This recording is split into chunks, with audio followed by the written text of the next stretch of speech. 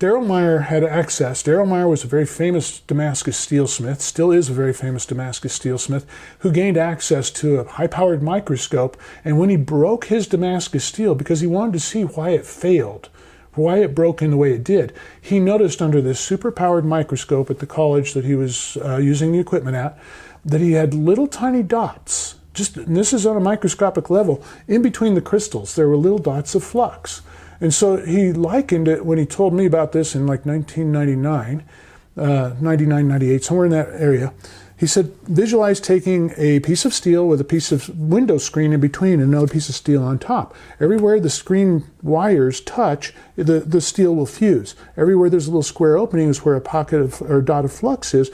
If that steel is caused to twist or flex over each other, over the layers, it will want to break. But if it has those little dots of flux in there, that acts like a perforation, and it would allow the metal to fail along that joint. By eliminating flux, we've eliminated that weakness. We've created a stronger whole blade.